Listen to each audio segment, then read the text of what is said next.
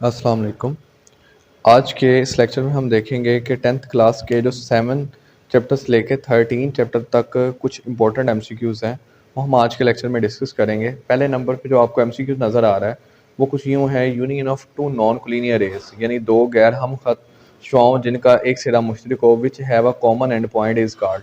तो ये देखें, ये दो गैर हम खत शुआएँ हैं जिनका एक सिरा मुश्तरक है, तो इसे हम जाविया कहेंगे। ठीक है, एंगल जो यूनियन है ना दो नॉन कोलिनियर रेज का, तो एक रे ये हो जाएगी, एक रे ये हो जाएगी, तो इसके दरमियान में बनने वाला एंगल यानी ये जाविया बनेगा हमारे पास। इसके बाद हमने टेबल याद करना है।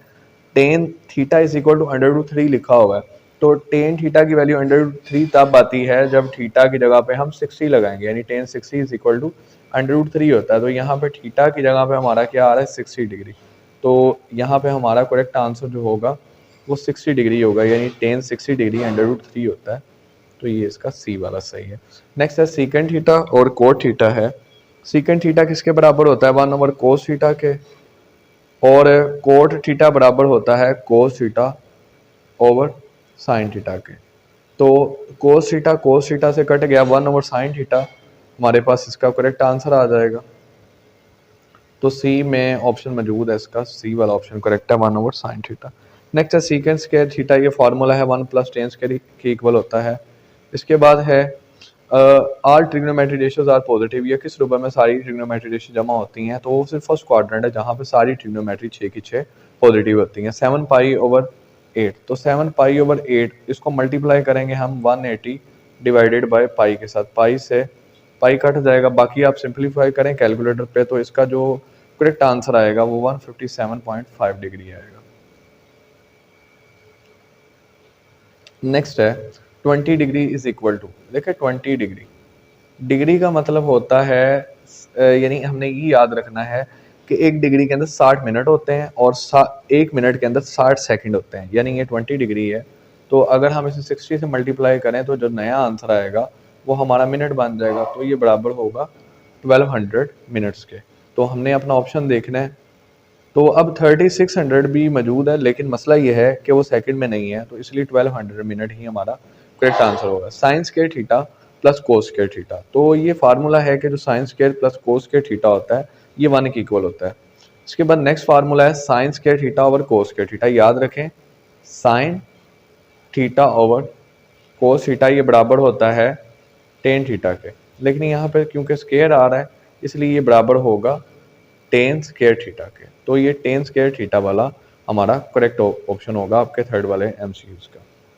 नेक्स्ट है कि अगर वो कह रहा है कोस, पहले तो ज़रा देख लें जी, ये देखें ज़रा, यहाँ पे आल पॉजिटिव होते हैं, यहाँ पे साइन पॉजिटिव होता है, इसका रेसिप्रोकल कोसिकेंट भी पॉजिटिव होता है, यहाँ पे टेन पॉजिटिव, यहाँ पे कोस पॉजिटिव। ये मैंने ज़रा अपनी आसानी के लिए और आप भी इसे यहाँ पे लिख सकते हैं। वो कह रहा है जी आपने ऐसा क्वाड्रेंट बताना है जिसमें साइन नेगेटिव और कोस भी नेगेटिव होता है। ज़रा सुने ज़रा, पहले में साइन पॉजिटिव है, सारी पॉजिटिव है, दूसरे में साइन पॉजिटिव है, यानी पहला दूसरा हमारा नहीं हो सकता। हमारी चॉइसेस है 3 या 4 में।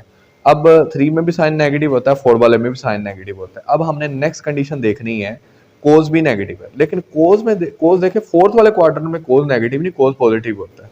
तो इसलिए थर्ड क्वाड्रेंट ही वाहिद ऐसी पॉसिबिलिटी बन रही है जिसमें साइन भी नेगेटिव है और कोस भी नेगेटिव है। तो साइन और कोस दोनों हमारे पास थर्ड क्वाड्रेंट में नेगेटिव होते हैं। आगे है जी 3π/4 इज इक्वल टू, तो 3π/4 है, इसको हम मल्टीप्लाई करेंगे π/180 के साथ, पाई सॉरी मिस्टेक हो गई है, 180/पाई के साथ, पाई से पाई कैंसिल हो जाएगा, तो 445, तो 45 को अगर 3 से मल्टीप्लाई करें तो 135 हमारे पास इसका आंसर आ जाएगा। तो इसका जो करेक्ट ऑप्शन है वो हमारे पास 135 डिग्री है। लास्ट एमसीक्यूज है जी, L is equal to R theta वाला फॉर्मूला होता है, L is equal to R theta. L की वैल्यू उसने आपको दी है 6 और आर की वैल्यू दी है 2। आपने थीटा फाइंड करना है, तो 2 3 6 होता है, तो इसका थीटा का करेक्ट आंसर आप हमारे पास 3 आ जाएगा। नेक्स्ट देखें, यहाँ पे है एक पूरा दायरा, यानी एक पूरा दायरा है, कितनी डिग्रियों में तकसीम किया जाता है, तो जो पूरा दायरा होता है ये हमारे पास 360 डिग्री में, यानी हम इसे 360 डिग्री में तकसीम करते हैं। नेक्स्ट ऑप्शन है 1/2 कोसिकेंट 45। कोसिकेंट 45 की जो हमारे पास वैल्यू होती है ना, साइन का उलट होता है ना कोसिकेंट, तो साइन 45 पता है 1/√2, ये होगा √2। तो इसका आंसर बनेगा हमारे पास √2/2। तो याद रखें ये रूल है, अगर दोनों सेम हो, आपने 4th चैप्टर में भी पढ़ा होगा, √2 से मल्टीप्लाई और डिवाइड भी करते हैं तो आपको ये रिजल्ट मिल जाएगा, तो ये 1/√2 के ही इक्वल होगा। तो 1/√2 हमारे पास इसका करेक्ट आंसर होगा। नेक्स्ट है cosecant square minus cot square theta.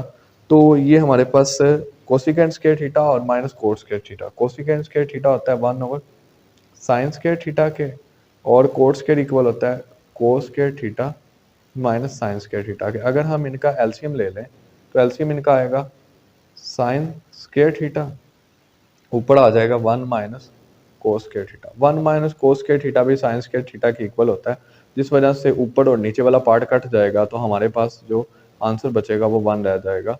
तो जो आपका थर्ड वाला एमसीक्यू है उसका करेक्ट आंसर 1 है।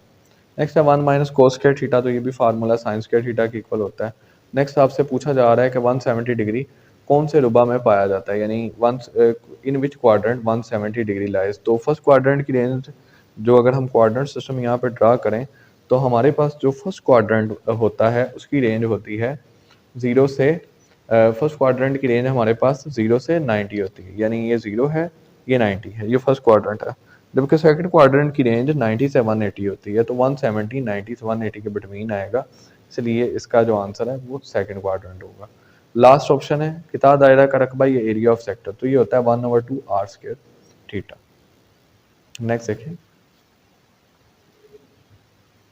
दो गैर मुतकाते दायरों के कितने मुश्तरक ममास खींचे जा सकते हैं, या how many common tangents can be drawn of two disjoint circle. Disjoint circle होता है जो एक दूसरे को टच ना कर रहे हो। तो देखें जी, पहला एक टेंजेंट यानी ममास यहाँ से, एक यहाँ से, एक यहाँ से और एक यहाँ से, तो यानी इसका करेक्ट आंसर हमारे पास 4 होगा। यानी ये जो इस तरह के दो सर्कल होते हैं उनमें से हम 4 टेंजेंट यानी ममास बना सकते हैं।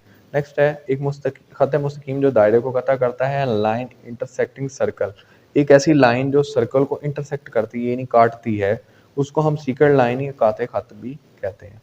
नेक्स्ट है किसी बैरूनी नुक्ता से दायरा के कितने ममास खींचे जा सकते हैं, यानी how many tangents can be drawn from a point outside of circle. तो अगर आपके पास एक सर्कल आ रहा है, यानी एक सर्कल है आपके पास और एक पॉइंट यानी आउटसाइड है ना पॉइंट, हमने ये देखना है उस पॉइंट में से कितने कॉमन टेंजेंट पास कर सकते हैं, तो वो 2 कॉमन टेंजेंट पास कर सकते हैं। मैंने स्क्रीन पे आपको बना के भी दिखा दिया। तो इसका जो करेक्ट आंसर होगा थर्ड वाले का, वो हमारे पास 2 होगा। नेक्स्ट है जी, दो दायरे मुतमासिल होते हैं अगर इनके रदास हों, इक्वल हों। देखिए दो दायरे तब मुतमासिल कंसीडर होंगे जैसे एक सर्कल है, इसका रदास 3 सेंटीमीटर है, एक और सर्कल है, इसका भी रदास 3 सेंटीमीटर होगा, तभी हम कहेंगे कि दोनों दायरे आपस में मुतमासिल यानी कन्गुरेंट हैं। ठीक है, कन्गुरेंट होने के लिए, दो सर्कल का कन्गुरेंट होने के लिए ज़रूरी है उनका रेडियस आपस में इक्वल हो।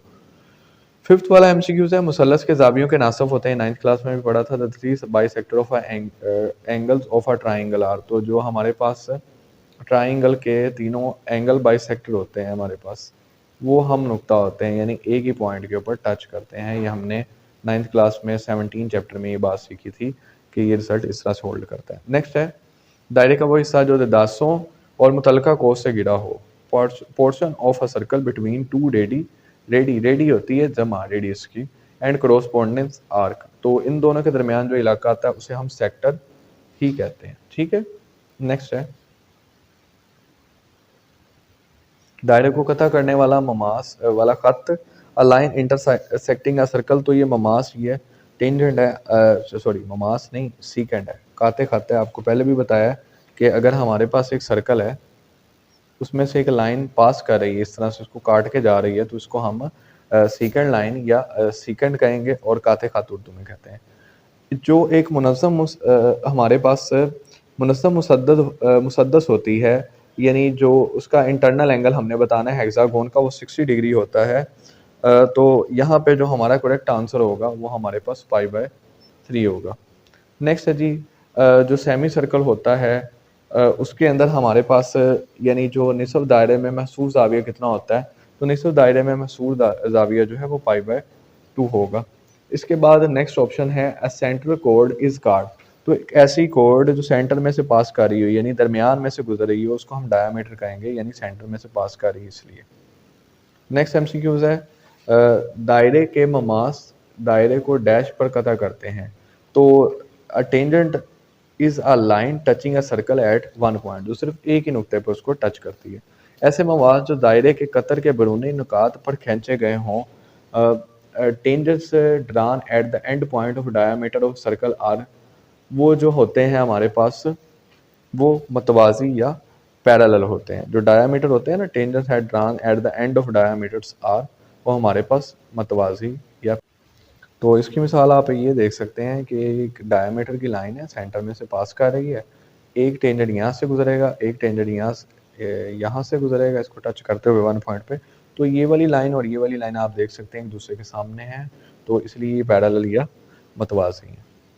तो जी उम्मीद है इसी के साथ हमारे जो एमसीक्यूज़ की सीरीज़ थी वो यहाँ पे ख़त्म होती है। उम्मीद करता हूँ कि आपको ये अच्छे लगे होंगे। अगर आपको ये एमसीक्यूज़ अच्छे लगे हैं तो इसे अपने फ्रेंड्स के साथ भी शेयर करें और चैनल को सब्सक्राइब भी कर दें, ताकि इस तरह की जो मुफीद नई वीडियो हैं वो आप लोगों को मिलती रहें। मैंने पूरी कोशिश की है कि कोई इनमें मिस्टेक ना हो। मैंने अपनी तरफ से तो मेरी पूरी कोशिश है, लेकिन अगर कोई किसी किस्म की मिस्टेक है तो आप कमेंट में, या किसी किस्म का आपको कोई डाउट है तो कमेंट में आप मुझसे डिस्कस कर सकते हैं। शुक्रिया।